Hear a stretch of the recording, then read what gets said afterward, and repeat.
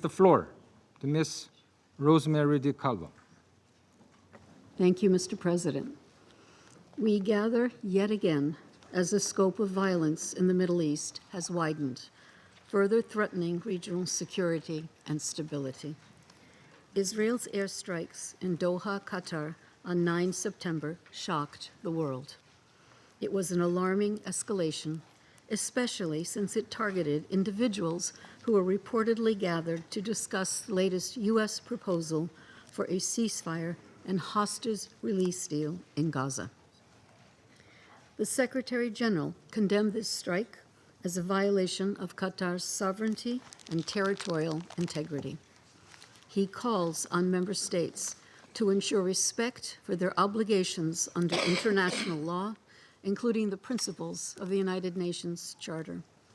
The sovereignty and territorial integrity of any country, including Qatar, a valued partner in advancing peacemaking and conflict resolution, must be respected.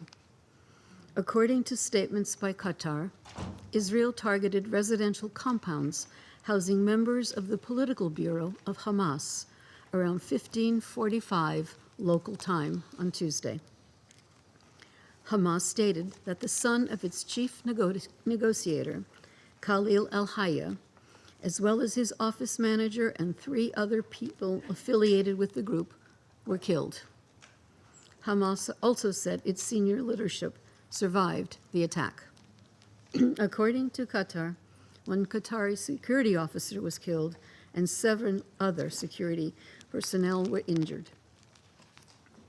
Qatar's foreign ministry immediately condemned the attack, saying this criminal assault constitutes a blatant violation of all international laws and norms that posed a serious threat to the security and safety of the country.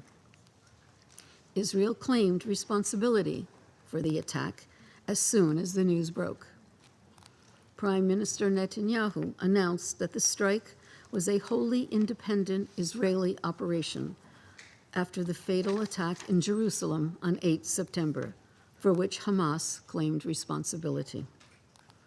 Many countries in the region and beyond, as well as regional organizations, including the Gulf Cooperation Council, the League of Arab States, and the Organization of Islamic Cooperation, condemned the attack and expressed concern about further escalation. Mr. President, in less than a month, we will mark the 2nd anniversary of the horrific acts of terror that sparked the hostilities in Gaza. In these 2 years, the conflict has killed tens of thousands of people, mostly civilians, and almost completely destroyed Gaza. The situation in the occupied West Bank, including East Jerusalem, has continued to spiral downward. This period has also seen dangerous escalations across the region, involving Iran, Lebanon, Syria, and Yemen.